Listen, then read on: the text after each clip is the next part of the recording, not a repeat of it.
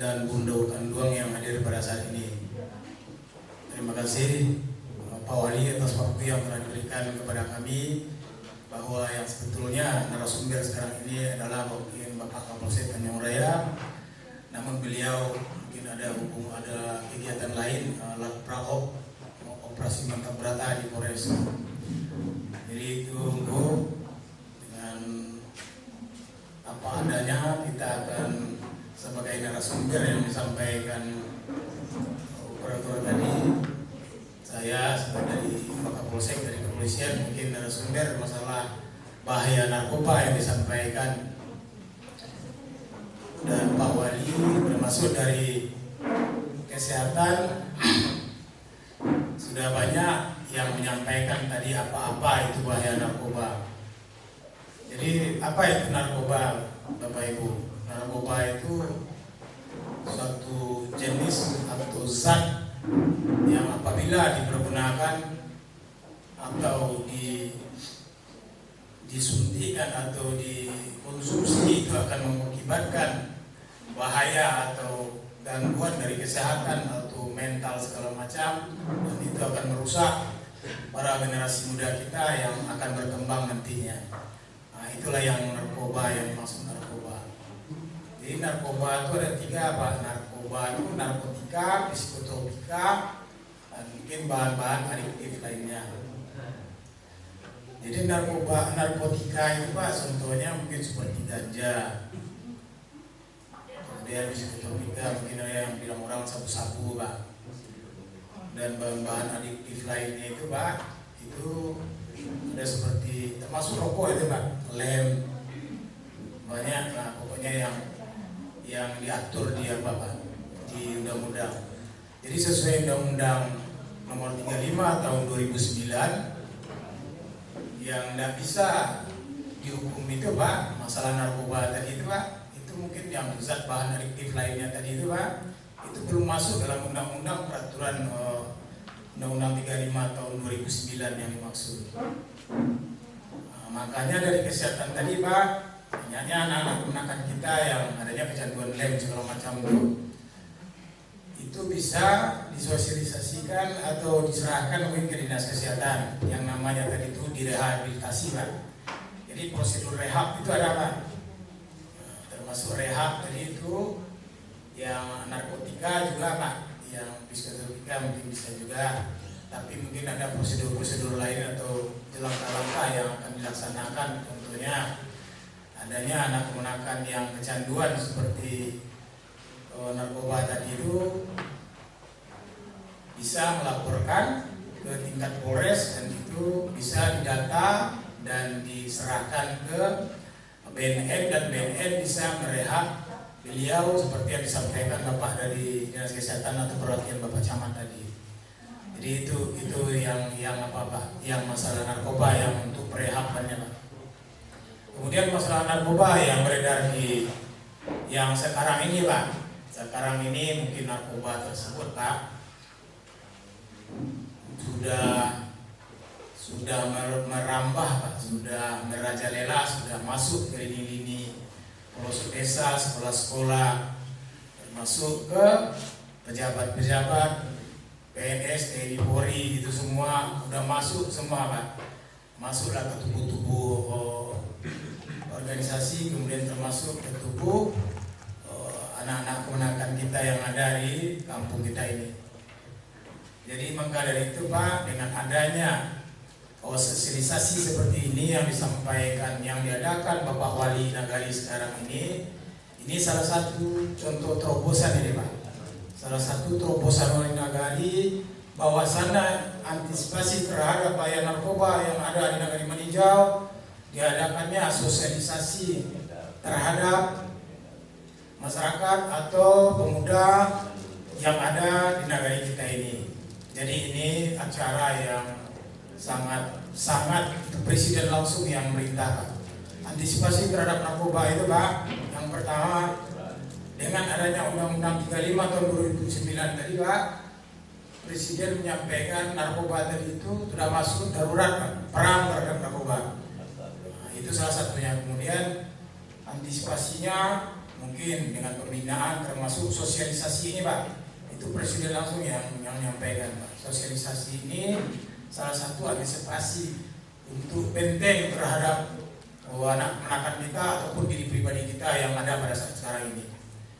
Jadi seperti itulah narkoba, kemudian hukumnya dan apa-apa yang disebut perang tadi Pak. Kemudian di Tanjung Raya Pak, yang disampaikan Pak Camat tadi, mungkin garis besarnya kalau Ibu Camat menyampaikan mungkin peringkat Pak, adanya peringkat 1 di negeri Tanjung Raya yang disampaikan, namun mungkin saya luruskan mungkin sama seperti Bapak yang sampaikan tadi. Mungkin kalau zonanya Pak, untuk Tanjung Raya Pak, zonanya udah mungkin peringkat 1 tadi itu dirubah jadi zona merah. Zona merah tadi itu, zona merah itu zona yang dipantau Pak, yang dipantau khusus oleh tim Sat Narkoba Pak. Jadi semua Tanjung Raya ini Pak, Nagari Maninjau mungkin ada Nagari 6 di sini ya Pak, 9 ya Pak. 9 nagari itu semua dipasang ya, ada pemekaran 1 ya Pak, 10. Jadi 10 itu semua udah dipasang tuh Pak. Kalau apanya mungkin seperti CCTV sekarang Pak. Cuman kalau dalam bahasa hukumnya, bahasa kepolisian itu namanya mungkin informan atau cepu Pak. Itu dipasang semua Pak. Jadi hati-hati mungkin anak-anak kita yang tidak bisa diingatkan Pak, itu ada risiko. Udah disampaikan Presiden tadi itu, kalau udah dianggap darurat perang tadi Pak, makanya dari mungkin Pak terendah atau tertinggi Pak, udah banyak contoh Pak. Tidak ada itu backingan segala macam, tidak ada Pak. Kalau terbukti ada BB, semua ditangkap dan ditahan. Itulah yang fakta kita tengok kan banyak Pak, di TV pun, mungkin di bintang 2 pun ada Pak.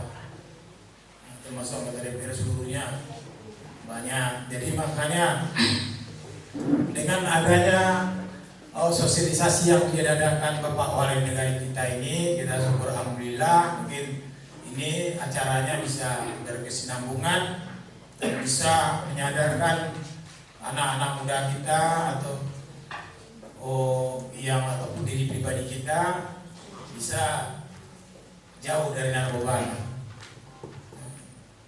Kemudian Pak, yang baru-baru ini Pak, baru-baru ini banyak Pak adanya kasus narkoba yang terlibat mungkin pelajar Pak, pelajar sekolah SMA, pelajar sekolah tingkat SMA lah Pak. Itu baru-baru ini mungkin ada ditangkap dan ditemukan BB berupa ganja dua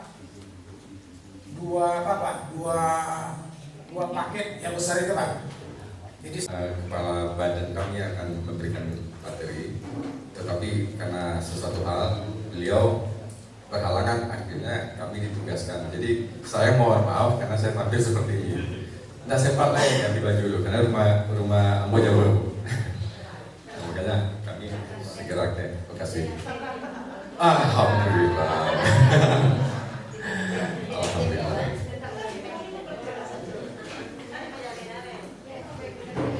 Nah, ini Bapak dan Ibu sekalian.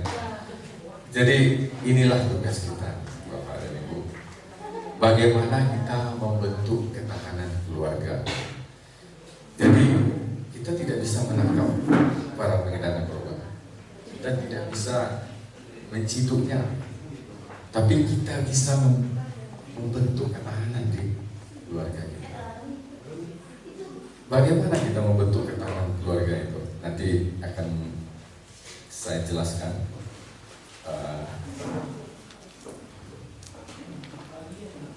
Nah, ada istilah di dalam pencegahan narkoba. Kita ada istilah yang sudah populer, namanya P4GN. P4GN itu adalah pencegahan dan pemberantasan penyalahgunaan dan peredaran gelap narkotika. Sekarang apa itu pencegahan? Pencegahan adalah semua yang ditujukan untuk menghindarkan masyarakat dari penyalahgunaan dan peredaran narkotika, psikotropika dan zat adiktif.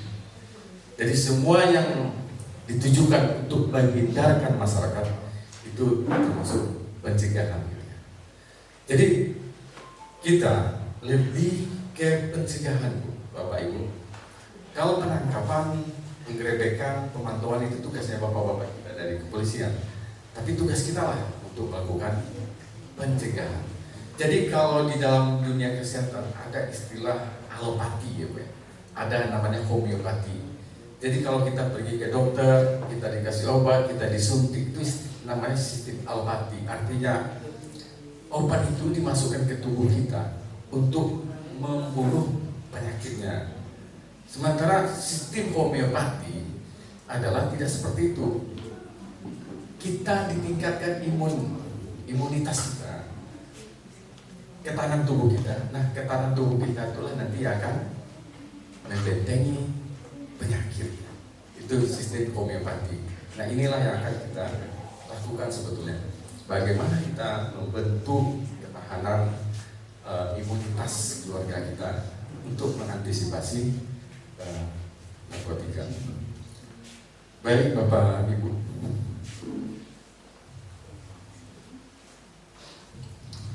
Nah, ini juga istilah lanjutan dari PPG.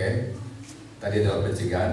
Nah, ini adalah pengertian penyalahgunaan. Penyalahgunaan adalah orang yang menggunakan narkotika tanpa hak atau melawan hukum. Jadi narkotika, ada orang bilang narkotika itu haram. Tidak. Jadi saya menjawab ini bukan dalam kapasitas saya sebagai untuk menentukan haram dan halal gitu ya, bukan seperti itu. Tetapi narkotika itu diciptakan Allah Subhanahu wa taala sebetulnya untuk kebaikan kita gitu. Karena ada hal-hal yang dibutuhkan narkotika dalam keadaan tertentu. Misal orang operasi itu pakai narkotika Bapak Ibu, bius. Kalau enggak, bayangkan Bapak Ibu, orang dipotong kakinya, enggak pakai itu, maki-maki ya dulu. Itulah gunanya. Tetapi yang tidak diizinkan dan tidak dibenarkan adalah ketika orang itu menggunakan tanpa hak. Tanpa hak. Kalau dia menjadi pasien, dia harus operasi, berarti dia punya hak untuk menggunakan atas izin dokter. Kemudian apa yang dimaksud dengan peredaran gelap dan narkotika adalah setiap kegiatan atau serangkaian kegiatan penyaluran, penyerahan narkotika zat adiktif baik dalam rangka perdagangan atau bukan perdagangan maupun pemindatanganan yang dilakukan tanpa hak atau melawan hukum. Nah, ini hati-hati Bapak dan Ibu. Kita pernah orang nitip misalnya, nitip barang. Pak, nitip barang untuk siapa gitu ya. Itu hati-hati. Kalau orang yang tak jelas, kita tak kenal orangnya, kemudian dia minta tolong titipkan barang lalu kita angkatkan, kita tidak tahu itu di dalam bungkusan itu entah apa gitu, entah narkotika, entah apa gitu kan. Nah, karena dia minta tolong, Bu, Bapak, kawan, tolong antarkan si apa tak buru gitu kan. Lalu Bapak Ibu karena ingin berbaik hati menolong gitu kan, Ibu antarkan, tahu-tahu Ibu digerebek, ternyata di dalamnya narkotika. Nah, Ibu tidak bisa menjawab. Tidak tahu, saya tidak tahu, nggak bisa. Karena jelas DP-nya di tangan Bapak dan Ibu. Makanya ini yang dikatakan setiap kegiatan atau serangkaian kegiatan penyaluran atau penyerahan narkotika atau zat aktif baik dalam rangka perdagangan atau bukan perdagangan, pemindah tanganan.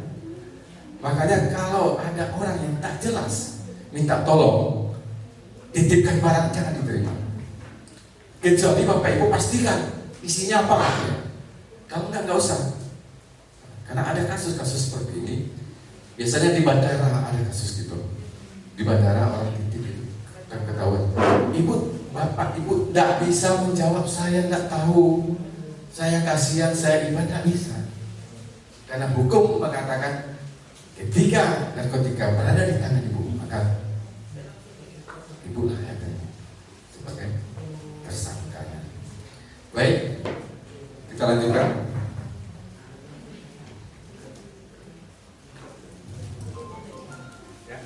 Ya, lanjut. Ya, terima kasih. Nah, ini tujuan utama dari program PM4GN adalah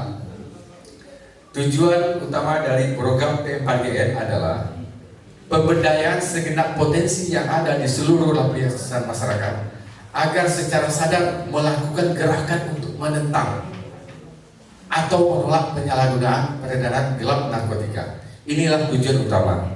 Jadi tujuan kita P4GN itu bukan untuk melakukan penangkapan, melakukan penyerangan, tidak.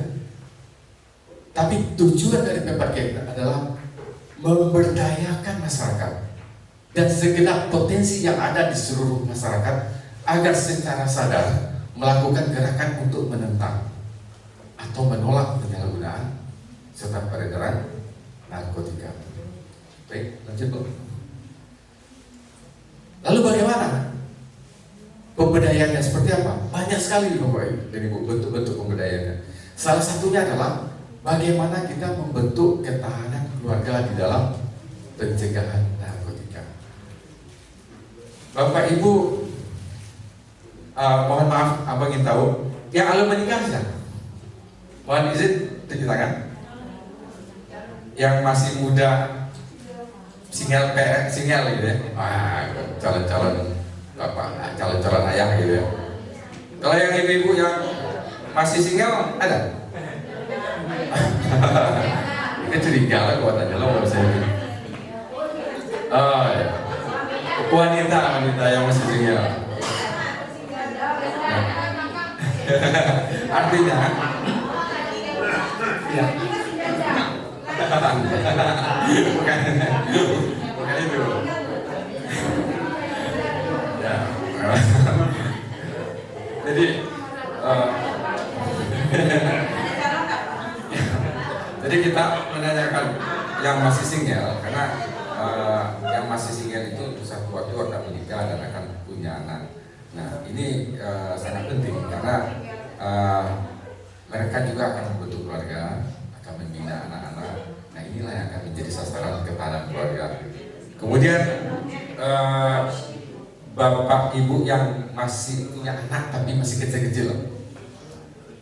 Oh banyak di sini ya. Nah ini yang paling penting. Yang punya anak masih SMP, SD, ini ya masih SMP Bu ya.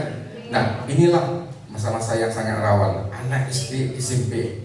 Karena ini di masa mereka masa puber ya, masa pancaroba. Nah ini rasa yang sangat hati-hati kita membinanya. Jadi di dalam ilmu psikologi Bapak dan Ibu, membentuk anak, membina anak itu bukan ketika dia dewasa, tapi ketika dia baru lahir sampai umur 12 tahun. Inilah yang sangat waktunya yang sangat penting. Kadang-kadang awak kan mengatakan, awak dimungkunya boleh sesuatu hal yang tak layak gitu kan.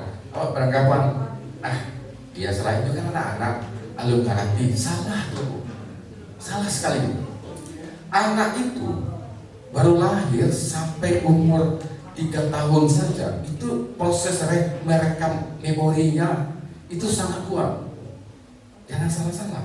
Sekarang kamu bertanya, ibu dulu bisa masuk Minang pernah belajar nggak? Bapak ibu, bapak pernah belajar nggak belajar masuk Minang? Kan tidak. Pandai seorang saya Pak. Dari mana tahu itu pandai itu? Karena waktu kecil awak merekam gitu. Baru lahir awak merekam gitu. Apa yang dikatakan orang? Cuma anak-anak itu dia belum bisa berinteraksi. Ketika dia umur 3 tahun, 4 tahun baru bisa berinteraksi. Dia berinteraksi karena sudah ada rekamannya. Nah, alat simpan tuh kato-kato, iko A, iko B, iko C, iko D. Kalau awak mencari di muka anak umur 1 tahun, 2 tahun, itu bahaya Bu. Ini akan direkam. Nah, ketika rekaman itu lantas simpan, itu tidak bisa hilang, tidak bisa dihapus, tidak bisa di-delete. Ini akan muncul gitu Bu. Lalu awak bisa ada pendidikan untuk menata perilaku. Betul, tapi itu tidak akan menghapus memori, tidak akan menghapus rekaman. Makanya jangan salah-salah. Ada orang dalam bergelar haji, ada orang dalam sekolahnya profesor, suatu waktunya bisa baca. Tidak lah. Karena itu nggak sadar tuh rekaman. Awal pernah naik bis Bapak dan Ibu,